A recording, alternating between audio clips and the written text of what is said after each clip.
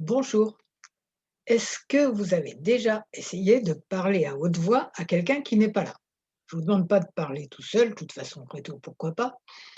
Mais c'est la technique des 2 chaises, par exemple. Vous asseyez sur une chaise, vous mettez une chaise vide devant vous et vous parlez à une personne que vous imaginez. C'est une technique puissante, hein. Si vous faites de l'EFT à haute voix, c'est puissant aussi. Je précise pour ceux qui ne le savent pas qu'on peut faire de l'EFT mentalement, même sans faire les tapotements. Voilà, c'est la boîte à outils complète, quoi. D'accord? Ça peut être depuis mentalement, sans rien dire, sans faire les points, jusqu'à faire les points, mais sans parler, en écoutant une vidéo, par exemple, d'EFT, ou encore là, faire l'EFT en parlant. Ou la technique des 2 chaises dont je viens de vous parler justement. Où est l'intérêt? Dans le genre boîte à outils, ça va être, un outil qui met en jeu quelque chose de plus, qui est donc l'appareil phonatoire, qui est le corps. Et ça va certainement produire des synapses, roses, hein, des liaisons entre les neurones pour faire en sorte que ça aille bien. Ça va probablement en produire beaucoup plus vite encore que si vous le faites simplement mentalement. Votre parole va s'inscrire dans votre corps. On est des caisses de résonance, et on a des mémoires cellulaires qui ont bien besoin d'être programmées. Donc, c'est tout à fait utile, à l'occasion, quand vous pouvez, de faire tout ça à voix haute. D'autre part, ça maintient la concentration quand vous improvisez vous-même un protocole EFT ou quand, vous faites la technique des 2 chaises dont je viens de parler. Ou vous parlez devant une photo ou simplement vous dites: «Je parle à telle personne». Ou des parties de vous qui dialoguent. Tout ça peut être combiné ou non avec les gestes de l'EFT, physiquement, mentalement, comme vous voulez. Donc, qu'est-ce qui pourrait freiner cette façon de faire? Parce que quelquefois, je l'ai conseillé à des gens et la semaine suivante, ils disaient: J'ai pas eu le temps de le faire». Oui, d'accord, tu as eu le temps de le penser, mais pas de le parler.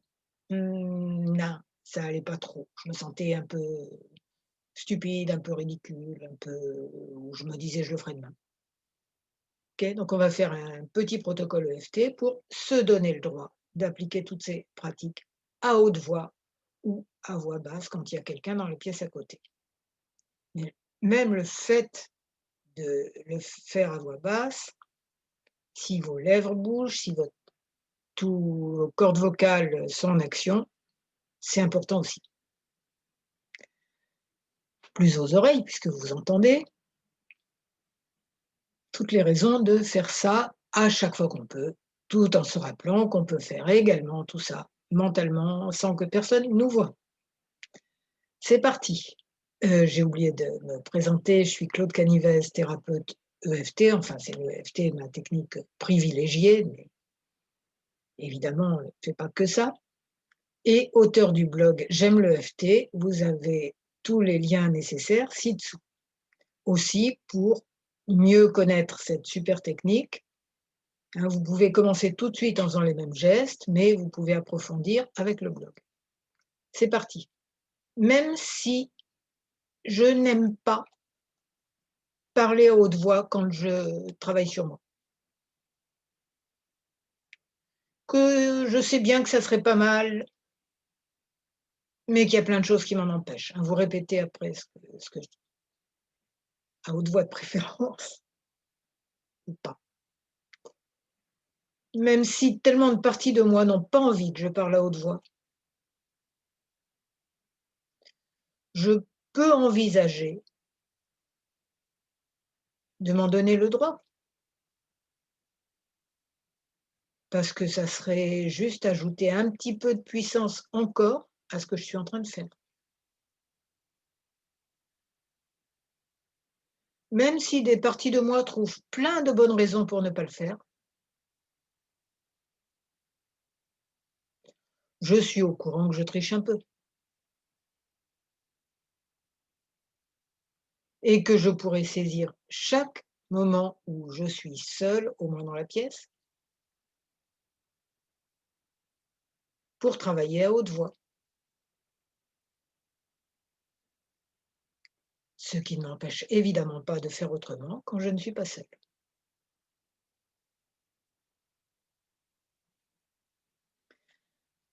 Ouais, mais j'aime pas ça. Non, ça fait bizarre, quoi. Et puis si on m'entendait, ah oui, les murs ont des oreilles, quoi. Ouais, il y a sûrement les micros de la CIA, hein. Ouais, bon, non, j'ose pas faire ça. Je sais pas pourquoi, mais je le sens pas. Parler comme ça à une chaise là ou à une photo, là je tapote sous les bras, ensuite ça sera sous les seins. Parler comme ça à une photo ou à juste, une personne imaginaire, enfin une personne réelle mais que j'imagine. Je peux le faire dans ma tête. La preuve, c'est que je vais commencer demain. Ouais, pas sûr que ce soit une preuve très crédible.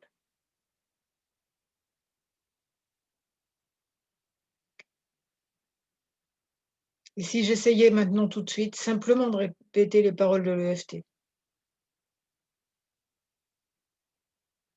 Oh, je me sens ridicule. On se moque toujours des gens qui parlent tout seuls.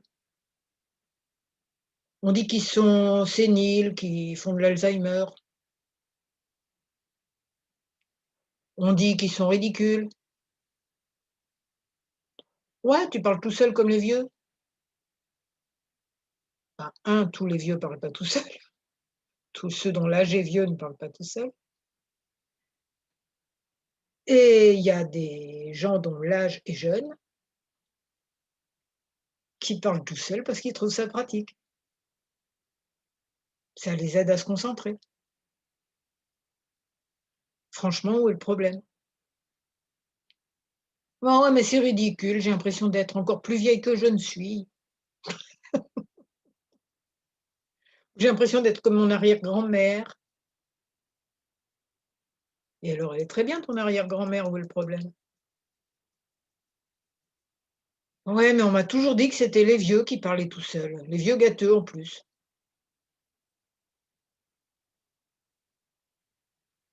Et puis j'ai honte aussi de ce que je raconte. C'est pas toujours sympa, si on m'entendait. C'est surtout pas toujours sympa, quoi. Ah oui, mais c'est en toi quand même. Ah mmh, c'est en moi. Oui, c'est sous le tapis, mais je te propose de soulever le tapis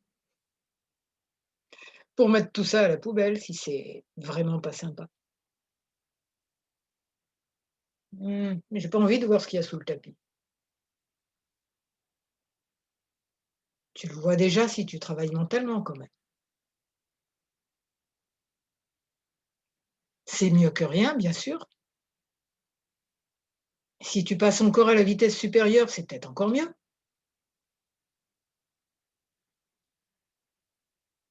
Si tu prends un autre outil dans la boîte à outils, un plus gros que le précédent, c'est tout,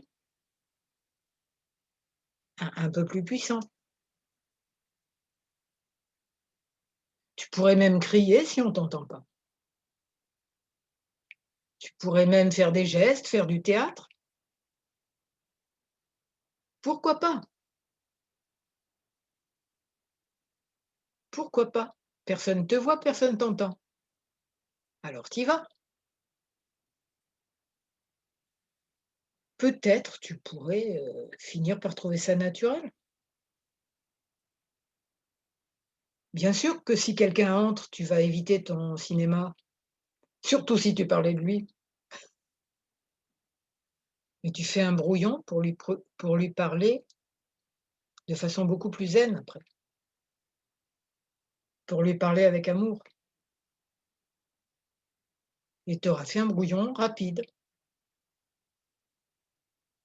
Les énergies pas sympas que tu avais, ils se les prenaient de toute façon. Alors il vaut mieux que tu les évacues pour qu'elles ne soient vraiment plus là, pas seulement sous le tapis.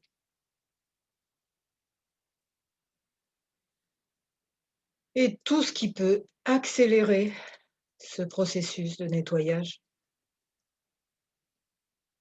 bienveillant pour l'autre, mais pour soi aussi, tout ce qui peut l'accélérer, c'est vraiment utile pour nous, pour notre entourage et pour tous les êtres. Donc voilà, j'espère que si vous aviez un blocage là-dessus, vous êtes mis à parler fort pendant le protocole, si vous avez pu, hein. On ne vous dit pas au milieu de toute la famille. Et j'imagine aussi que vous n'écoutez pas des vidéos quand il y a des gens autour. Donc voilà, c'est si ça vous a aidé, si ça vous a aidé, vous mettez un j'aime, vous abonnez à ma chaîne YouTube, vous transmettez à des gens qui auraient ce problème-là, ou vous transmettez mes autres vidéos à des gens qui auraient d'autres problèmes et que ça puisse aider. Je vous souhaite beaucoup de bonheur et je vous remercie. Ah, j'oubliais de dire aussi le blog qui s'appelle J'aime le FT. Il y a le lien en dessous pour s'y abonner. Je vous remercie.